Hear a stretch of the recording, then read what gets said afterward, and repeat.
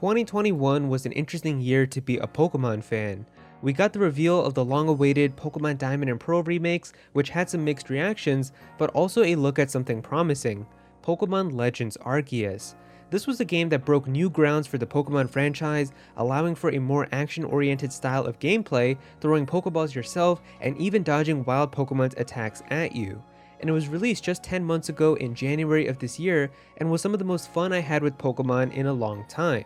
Seeing this game made me have some more faith for the future of Pokemon, that using the building blocks of this game in the next generation could make Gen 9 incredible when we finally see it in a year or two. Well, I can't say I'm surprised.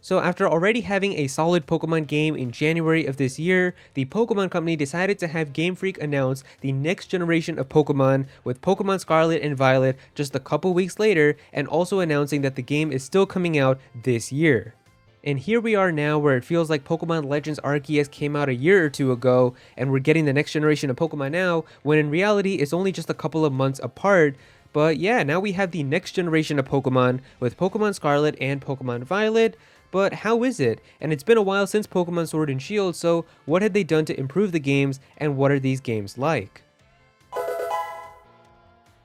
So in terms of content, Pokemon Scarlet and Violet are the first ever open world Pokemon games, which is a first for the Pokemon series. The entire region of Paldea is this entire giant open land that you can go around in and explore wherever you want, discover any area that you decide to go to, find the little secrets that are hidden all around the world, and it's actually a very interesting type of Pokemon experience, because it really feels like for the first time you are in a Pokemon world where you have the freedom to go wherever you want, and the game isn't just laid out for you to follow a set path. Your adventure in these games, however, take place between 3 different stories. As a new person moving into the Paldea region for the first time, your mom lets you go to the Naranja or Uva Academy, depending on which version of the game that you have, the most pristine academy inside of the Paldea region that teaches you all about becoming a Pokemon trainer. It's here that you meet the other 3 important characters with the story: Nemona, who wants you to beat all the Pokemon gyms and become a champion, Arvin, who's researching Pokemon myths and the Herba Mystica, and also Penny, who's trying to take down Team Star. With 8 gyms, 5 Titans, and also 5 Team Star bosses, there's actually a total of 18 types of things that you get to do inside of this game, 1 for every type, and that is just so much content. Put that all inside of a giant open world that you actually get to go anywhere in. It's just so cool because your entire path is not set at all, and you have the freedom to go wherever you want, so you can take down any Team Star boss that you want, any Titan that you want to, any gym that you want. And because of this being a giant open world, there are so many areas that you could just explore and look for new Pokemon. Items are littered all around the world in terms of TMs and rare items that you can find. And of course, there's also a ton of trainers every single place in the region where you could battle them and make your Pokemon stronger. With Pokemon Sword and Shield, I really felt that the content that you got in the game day 1 was definitely lacking, as you had a limited Pokedex with 400 Pokemon. Every single route in the game was like a very linear hallway type of path, and there was just a couple of trainers on every route. The story was very bland, and you just had to do like this gym challenge the whole time, and not really anything happened. This game completely changes that with the amount of content that's in here. You have so much to do, 18 badges, a giant open world where you're going to be distracted all the time, finding new areas, new Pokemon. It's just really good, and this is absolutely worth getting day 1. The craziest thing is that even after you do all of the 3 stories, you still aren't at the credits yet for the game, as there's like a special secret 4th story that you get to unlock, which is shorter than the other 3. However, you get to do this with all the other characters that you meet throughout the game, and this really feels like the climactic finisher that you needed for this game, and that's the one that has the true final boss in the game and lets you see the credits. In addition to having online multiplayer with your friends and everything, there is just a ton of content in this game, and I am very satisfied. With these being open world Pokemon games, the gameplay is a little bit different, but it isn't as drastically changed as it was in Pokemon Legends Arceus. However, there are still some changes, the big one being that you can really go anywhere that you want in the region. You're not going to see NPCs being like, you can't go here until you have more gym badges or come back here later. No, you can go anywhere that you want in the game at any point once you have full access of the region, and I find that to be really, really cool. But you also get different rewards depending on which path of the game that you do in terms of the 3 different stories. So for example, gym badges will let you have Pokemon that obey you to a certain level, so that way you can't just go and catch like a level 60 Tyranitar and try to sweep the game with it, because it's not going to obey you, so you're going to need to collect the gym badges. For Koraidon and Miraidon's abilities, you actually get to upgrade them throughout the Titans that you get to battle against, where every time you take down a Titan with Arvin, you're going to be able to get an Herba Mystica and use that to power up Koraidon and Miraidon, so that their abilities let you be able to go into the water, or fly around in the world, or climb and stuff, and that lets you be able to access even more areas. And then lastly, with Penny and the Team Star bosses, every time you take one of those down, you get access to making even more TMs. The biggest thing that I didn't enjoy about the gameplay inside of these games is how there isn't any level scaling, and it's because of that there's still some late game areas that you can go to, but it doesn't really feel like it's worth going there because everything is just so over leveled and every trainer is so strong, and you really can't tell sometimes with these trainers. So sometimes you'll just like be seeing a trainer and you walk up to them, talk to them, go into a battle, and then they're just going to send out like extremely powerful Pokemon that you might not be ready to take on. So that definitely happened to me a little bit, where I remember I had like a level 20 team and I was just walking down this grassy area. I saw a trainer. I was like, yeah, let me just battle this guy. Sends out a level like 60 Miss Magius, and I just had to watch them wipe my entire team. So even though it is an open world where you can go anywhere, it does kind of still feel like there is a kind of predetermined linear path that the game wants you to follow. So I don't really like that much, and I feel like if there was level scaling, you could definitely make the replayability so much more fun with this game. If every gym leader had like different teams depending on how many badges you already had, that would be so cool. If like I could go to Iono first as my first gym leader, and she just sends out weak electric Pokemon like Magnemite and Pichu, but if I go to Iono after having 7 badges, she'll send out like a Raichu and a Magnezone and very powerful electric Pokemon. That would just be so cool. And then the open world itself, while it is pretty big and there are a lot of areas for you to explore, it also just doesn't feel like there's a lot of stuff for you to do within the world itself, and it kind of just boils down to 3 things, where you either are catching new Pokemon, you're battling trainers, or you're finding items that are in the ground. I really kind of do wish that there was kind of more of an incentive to maybe collect kind of materials and build stuff, kind of like how you did in Pokemon Legends. Now I know it doesn't really kind of make sense a lot in this game because it is a modern Pokemon game, so you have like Pokemarts and all of that, but I feel like if there was still a way for you to be able to craft stuff too, as another way of gaining items, so that you could do that and then also have the Pokemarts if you ever wanted to buy stuff, I feel like just having more stuff to do in the world would have been nice. The navigation with the mini-map also isn't super good in my opinion. I've kind of noticed that like you can put a flag for wherever you want to go as your next destination, but it doesn't really do a good job of showing it in the world, where I think Pokemon Legends Arceus did this really well, where you could actually put an area that you wanted to go in and it would show you the flag in the overworld, and it would even have a number that would get lower and lower the closer you were getting to it. So you would see like 200, and then it would go 199, 198, 197 as you were getting closer to it, so you would know that you were going in the right direction. It kind of feels like in this game you just put a flag for where you want to go, and then you see on the mini map like what direction it points you to go in, but you don't really see anything in the world itself. So I don't know, I just feel like it's a step down.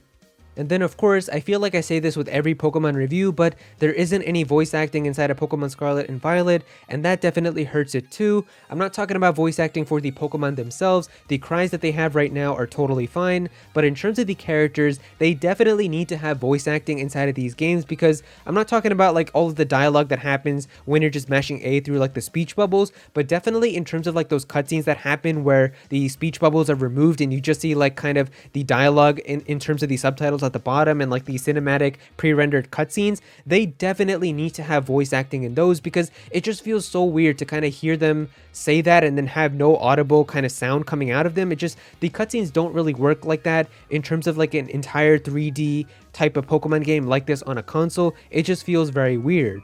It's especially weird when you go to a gym leader like this who's supposed to be a rapper, and then she's talking about like rapping and dropping all these bars and everything, and as she's rapping you just don't hear anything. It just feels so weird because I feel like if they actually had voice acting and they got a really talented voice actress to even do this, having like a couple of rap beats or something playing while this is happening, this cutscene would become so much more memorable, and a lot of people would even remember this gym leader more.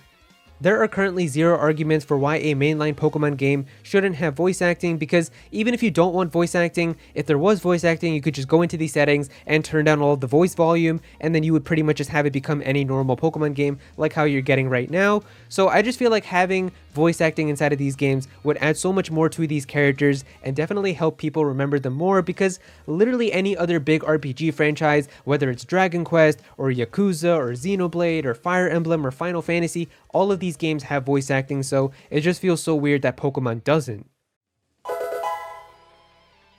Alright, but with that all out of the way, let's address the big thing, and that is of course the graphics. Now the graphics for Pokemon Scarlet and Violet, if I'm being honest with you guys, aren't really even that bad. Like, the game itself is fairly colorful, it looked pretty nice when I was playing it. Of course it isn't anything like Xenoblade or Breath of the Wild level, but it looks alright. Really, the biggest issues with this game are the performance and technical issues, because there's just so many things that happen wrong in this game, and it just feels like every time I open Twitter and I go online, I just see like another clip of something random that's not supposed to happening inside of these games. So the big one is of course the frame rate drops, where you're just going to be exploring through the game, like going through an area or in a cutscene, and you're just going to notice that these characters are moving in very low FPS and they just look so stuttery and weird. Like, there's that one scene where all the people are inside of a classroom, and it's like a confined classroom where you're not even trying to like render like an open world or anything. It's just a confined classroom, but every single student is moving their pencils and their legs in like 2 FPS, and it just looks so weird. Don't know why that's inside of this game. There's a bunch of like glitches that happen, especially when you're playing online, or if you play online with your friends, you're just going to see them sometimes be invisible, like floating around. There's a whole bunch of pop-ins that happen where Pokemon models are just randomly going to pop into the screen as you're running by and stuff. Low resolution textures on like rocks and stuff, and it just seems like a lot of technical issues that shouldn't be inside of this game. And the bigger problem is how these can lead to crashes, which can actually be really significant, because you can just lose a whole bunch of data and your game can just randomly crash, where for me, in my experience, the game has crashed at least like 2 to 3 times, and it just wasn't fun because I made a lot of progress, the game crashed, I lost a lot of data, but it's just not fun to have that happen, and that definitely should not be happening for something like this. The soundtrack of Pokemon Scarlet and Violet is pretty good as well. I didn't really find it super enjoyable compared to other previous Pokemon games, but I do find the music to be pretty decent. I mean, the area themes that you can see in some of the areas throughout the game are pretty nice, but I didn't really enjoy some of the battle themes. Like, for me, the wild battle theme and just the normal trainer battle themes weren't really super strong as previous games in my opinion. But I will say, like, the Team Star themes that they had in terms of like the Team Star grunts, and especially the Team Star boss themes, those are incredible, probably some of the best battle themes that are inside of this game. But then there's some other battle themes that just don't sound really that good. The gym battle theme, in my opinion, just doesn't get me super hyped and excited like how previous gym battle themes did. So I don't know, the thing with music is that it really kind of depends on everybody's taste. So maybe for you, this is your favorite Pokemon soundtrack of all time, but I don't know, for me, I enjoyed it, but I didn't really find it super strong.